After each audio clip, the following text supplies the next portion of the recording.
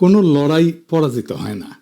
বাংলাদেশে আর একটা লড়াই আসছে, কিভাবে আসবে জানি না, কবে আসবে জানি না, কিন্তু আসবে এবং সেইটা আগের চেয়ে বেশি ভায়োলেন্ট হবে, সহিংস হবে। কেন কইতেছি কারণ ব্যাখ্যা করি। অনেকে কয় আমি নাকি বাংলাদেশটারে অশান্ত করে রাখিছি, এটা শুনে হাসুম না কান্দুম বুঝবার পারি না। এই মালগুলার ভাব এমন, আমি চুপ করে থাকলে, ফেসবুকে না লিখলে বাংলাদেশ শান্তিতে থাকলে হইনি। আমার যদি এতই হ্যাডম থাকে, ক্ষমতা থাকে, তাহলে তো পুরা বাংলাদেশের মন্ত্রিসভার আমার বাড়ির সামনে এসে আমার পাও ধরে বসে থাকা উচিত। আমি চুপ থাকলে যদি বাংলাদেশ শান্ত থাকে তাহলে তাই করা উচিত, তাই না? যেন আমি চুপ করে থাকি, আমার পাও ধরে বসে থাকা উচিত। দাদা আপনি চুপ করে থাকেন, চুপ করে থাকেন। ক্যাঙ্কা ফ্যাসিস্ট দেখেছেন, ভিন্ন মতকে চুপ করায় দেওয়াটাই তাদের লক্ষ্য। শান্তি মতো মনে হয় চান্দাবাজি আর ধান্দাবাজি করতে পারতেছে না আমার জন্যে, তাই এত রাগ এগুলার। বাংলার লুথার কিংও দেশে এসে কইছিল শান্তি আর স্থিতিশীলতার কথা, পারছে শান্তি আর স্থিতিশীলতা আনতে পারে নাই। আমি একটা নিউজ দেখাই আপনাদেরকে, কয়েকদিন আগের নিউজ। দেশের বিভিন্ন নদ নদী থেকে 7 দিনে 17 জনের মরদেহ উদ্ধার হয়েছে, প্রত্যেকটাই হত্যাকাণ্ড। হাসিনার আমলেও তো এই অরাজকতা ছিল না। দেশে শান্তি স্থিতিশীলতা আসুক, এটা তো সবাই চাইবে। দুনিয়াতে শান্তি স্থিতিশীলতা আসুক, এটা সবাই চাইবে, কোনো সুস্থ মানুষ চাইবে। কিন্তু এই শান্তি আসাটা কি আমাদের ইচ্ছার উপরে নির্ভর করে? সেটা তো করে না।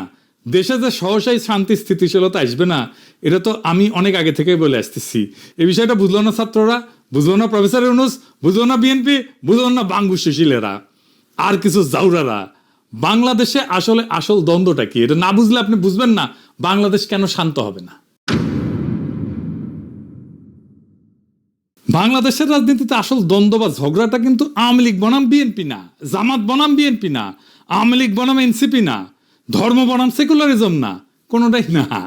আসল ঝগড়াটা হইতেছে একদিকে বাংলাদেশের 800 বছরের মুসলমানদের নিজস্ব রাজনৈতিক আকাঙ্ক্ষা, অন্যদিকে মুক্তিযুদ্ধের চেতনা নামে একটা প্যাকেজ, যেটার পিছনে আছে আসলে ভারতীয় আধিপত্যবাদের প্রজেক্ট, যার লক্ষ্যই হইতেছে এই ভূখণ্ডের মানুষকে পরাধীন, শক্তিহীন করে রাখা। তারা বাংলাদেশকে কাঁটাতারে ঘিরে রাখবে, পানি আটকাই দিবে নদীর, সীমান্তে মানুষ মারবে পাখির মতো, সীমান্তের নদীতে কুমির আর সাপ ছাড়বে যেন বাংলাদেশের মানুষ পার হইতে না পারে। কি ভয়ানক কথা! দুনিয়াতে কোথাও এটা নাই। এরা এতে করবে ইন্ডিয়ান বর্ডারে, বাংলাদেশের মানুষকে উই পোকা বলবে, কিন্তু বাংলাদেশে বাজার ছাইয়া ফেলবে তার পণ্যে। তার বাংলাদেশে বন্দর লাগবে, ট্রানজিট লাগবে। তুমি যারা পছন্দ করো না, নিরন্তর অপমান করো, মর্যাদা দাও না, তার ভূখণ্ড তোমার লাগবে। তো তোমার তো একটাই রাস্তা আছে, যে এটা অনুগত জনসমর্থনহীন সরকার রাখা। এটাই হাসিনা। সেই জন্যই ভারতীয় আধিপত্যবাদের সাথে দ্বন্দ্বটা হাসিনা আমলেই চূড়ান্ত রূপ নিল। জার্মান আইন তত্ত্ববিদ কার্ল স্মিথ উনি বলছিলেন, রাজনীতির আসল প্রশ্ন একটা, বন্ধুকে আর শত্রুকে। যেই দিন একটা সমাজ এই প্রশ্নটা সঠিক উত্তর দিতে পারে, সেই দিন সে রাজনৈতিকভাবে জন্ম নেয়। বাংলাদেশের এই প্রশ্নের উত্তর 15 বছর ধরে স্পষ্ট হয়েছে। আওয়ামী লীগ ছিল এই প্রজেক্টের পলিটিক্যাল ভেহিকল, ভারতের পলিটিক্যাল এজেন্ট। 2024-এর জুলাই আগস্টে দ্বন্দ্ব নিয়ে লড়াই হইল।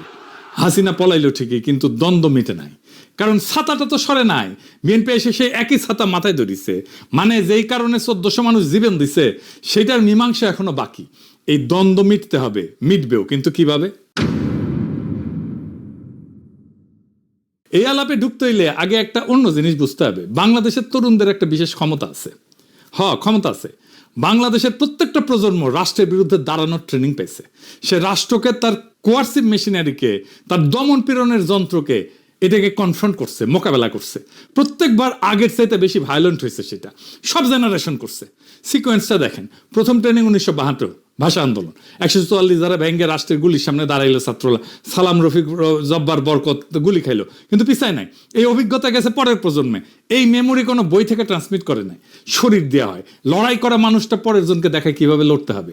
ফরাসি আলজেরিয়ান চিন্তাবিদ ফানো নাম আসল উচ্চারণটা, উনি বলছিলেন, পরাধীন জাতিগোষ্ঠী লড়াইয়ের ভিতর দিয়ে নিজেকে চিনতে শেখে। প্রত্যেকটা মৃত্যু পরের প্রজন্মের পাঠ্য বই হয়ে ওঠে। আমেরিকান সমাজবিজ্ঞানী চার্লস টিলি উনি বলছিলেন একটু অন্যভাবে একই কথা। উনি বলছিলেন যে আন্দোলনের একটা রেপার্তোয়া থাকে, রেপার্তোয়া তৈরি হয়। রেপার্তোয়া কি মানে? লড়াইয়ের কৌশলগুলা এক শরীর থেকে আর এক শরীরে বয়া যায়, ট্রান্সমিট হয় প্রজন্ম থেকে প্রজন্মে। এরপরে আসলো 1969, যাদের বাবা চাচা 52 সেই ছেলেগুলোকে দেখছে, তারা দেখছে কিভাবে গুলির সামনে দাঁড়াইতে হয়, কিভাবে লাশ নিয়ে মিছিল করতে হয়, কিভাবে না পিছাইতে হয়। সেই বাবা চাচাদের ছেলেরা এবার রাস্তায়। আসাদ, মতিউর, 52 ট্রেনিং 69-এ অ্যাক্টিভেটেড হইল।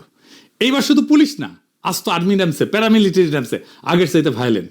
উড়াই দিল তারা আইয়ুব খানকে। এরপরে ৭১, ৬৯-এর ট্রেন্ড তরুণেরা এইবার অস্ত্র হাতে।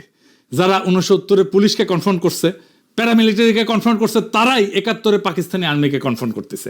৯ মাসের ফুল স্কেল যুদ্ধ, আগের চাইতে অনেক বেশি ভায়োলেন্ট। প্যাটার্নটা দেখেন, প্রত্যেকটা প্রজন্ম আগের ট্রেনিং রিসিভ করছে, প্রত্যেকবার এসকেলেট করতেছে কনফ্রন্টেশন।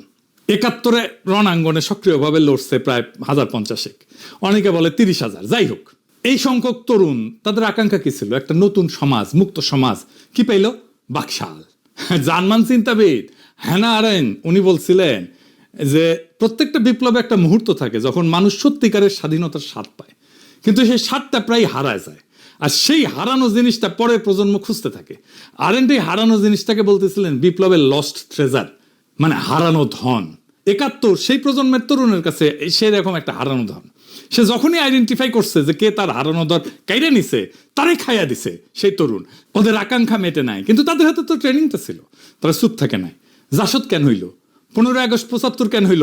৭ই নভেম্বর কেন হইল? জেল হত্যা, জিয়া হত্যা, প্রত্যেকটা ঘটনায় কারা ছিল? রণাঙ্গনের মুক্তিযোদ্ধা, যাদের লড়াইয়ের ট্রেনিং সবচেয়ে সাত। তারাই আবার লড়াই শুরু করছে একজন আর একজনের বিরুদ্ধে, কারণ তাদের আকাঙ্ক্ষা মেটে নাই। জার্মান চিন্তাবিদ ভাল্টার বেনিয়ামিন উনি বলছিলেন প্রত্যেকটা প্রজন্ম পূর্ববর্তী প্রজন্মের অসমাপ্ত দাবি বহন করে। সেই দাবি যতদিন না মোটে ততদিন সে বারবার ফিরে ফিরে আসে। এটা মনে রেখেন, আমরা পরে আবার এখানে আসবো। এরপরে আসলো ৯০, আমাদের জেনারেশন রাজপথে লড়াই করলো, সে হিরোইক লড়াই। ২৪-এর মতো না, কিন্তু একটা হিরোইক লড়াই করছে আমাদের জেনারেশন।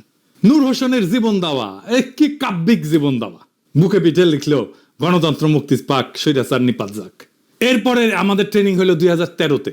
২৮শে ফেব্রুয়ারি ২০১৩ মৌলানা সাইদির ফাঁসির রায়ের পরে সারা দেশ রাস্তায় নামলো, সারা দুনিয়াতে নামছিল। শুধু ইসলামপন্থী তরুণেরা না, সারা দেশের সমস্ত মানুষ নামছিল।